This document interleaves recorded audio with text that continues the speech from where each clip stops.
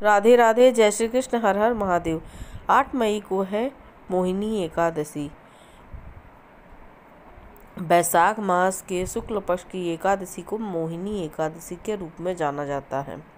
इस दिन भगवान श्री हरि विष्णु ने दैवों और दानवों के बीच में अमृत को बांटने के लिए मोहिनी रूप धारण किया था। इस व्रत को करने से हमें सैकड़ों एकादशियों को करने का फल मिलता है, नीच योनि से मुक्ति मिलती है, धन समृद्धि की प्राप्ति होती है, साथ ही साथ पितृदोष से मुक्ति मिलती है और जाने अनजाने में किए गए पापों से मुक्ति मिलती है। 1000 गौओं को दान करने का फल मिलता है और यही है वह एकादशी है जिस पर व्रत करने पर और किसी एक भी ब्राह्मण को यदि आप भोजन करा देते हैं पारण करते समय, तो आपको करोड़ों ब्राह्मणों को भोजन कराने का पुण्य मिलता है। और श्री हरि विष्णु की महिमा भी तो अनंत है। हरि अनंत, हरि कथा अनंत। श्री हरि विष्णु की महिमा और उनकी लीला अनंत है। इसी दिन भगवान श्री हरि विष्णु ने मोहिनी रूप धारण किया था। कथा इस प्रकार है कि समुद्र मंथन के बाद अमृत निकला, तो इस अमृत का पान करने के लिए या अमृत को पीने के लिए देवताओं और दानवों में संघर्ष प्रारंभ हो गया। तब श्री हरि विष्णु ने अपनी माया से मोहिनी रूप धारण किया और यह निर्णय लिया कि किसे पहले पिलाना है, किसे बाद में पिलाना है। तो उन्होंने मोहिनी रूप धारण करके दानवों को अपने वशीभूत कर लिया अपने रूप सम्मोहन में और देवताओं को अमृत का पान कराया।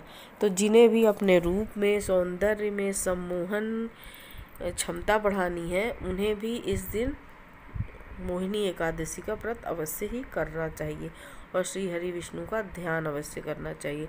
श्री हरि विष्णु के कृष्ण स्वरूप ओम क्लीं कृष्णाय नमः, इस मंत्र का आप जाप कर सकते हैं।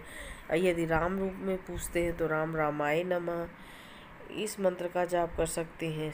आपके पास अनेकों समस्याएं हैं, समस्या से मुक्ति चाहते हैं, तो आप कृष्णाय वासुदेवाय हरि परमात्मने प्रणतः क्लेश नाशाय गोविंदाय नमो नमः, इस मंत्र का यथाशक्ति आप जाप करें।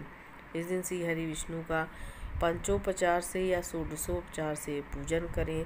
लक्ष्मी की कामना है तो नारायण के साथ लक्ष्मी जी का पूजन करें, उन्हें श्रृंगार की वस्तुएं अर्पित करें और महालक्ष्मी के मंत्रों का यथाशक्ति ज़्यादा से ज़्यादा जाप करें। आप श्री सूक्त का पाठ कर सकते हैं, कनकधारा स्तोत्र का पाठ कर सकते हैं, लक्ष्मी गायत्री मंत्र का जाप कर सकते हैं या ओम महालक्ष्मी नमः, इस मंत्र का जाप कर सकते हैं। साथ ही साथ आप चाहें तो अल्पाहार लें या निराहार रहकर यह व्रत करें। सायंकाल आप भगवान का फिर से पूजन करें, संभव हो तो रात्रि जागरण करें। रात्रि जागरण नहीं कर सकते तो कम से कम आधी रात यानी 12 बजे तक हरि नाम का सुमिरन करते रहें। आप जिस रूप में पूजते हैं उस रूप में पूजें, कृष्ण में, राम में, नारायण में, जिस रूप में आप चाहते हैं उस रूप में आप पूजन कर सकते हैं श्री हरि विष्णु का। पितरों का कल्याण चाहते हैं तो गजेंद्र मोक्ष का पाठ कर सकते हैं, विष्णु सहस्रनाम का पाठ कर सकते हैं।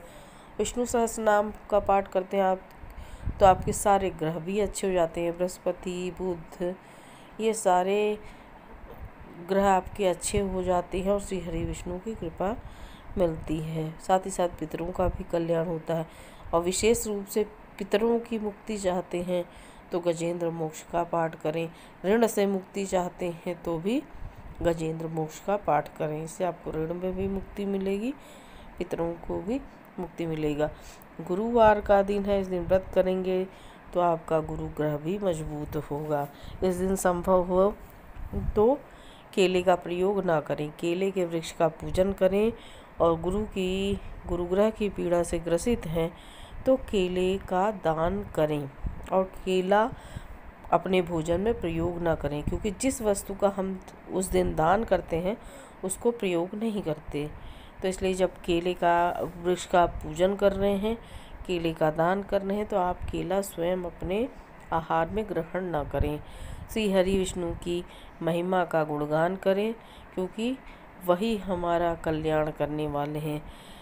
हरि शरणम भजे, हरि की शरण में रहिए, उनका सुमिरन कीजिए, आपका हमारा सबका कल्याण होगा। इसी मनोकामना से विदा लेती हूँ। राधे राधे, जय श्री कृष्ण, हर हर महादेव।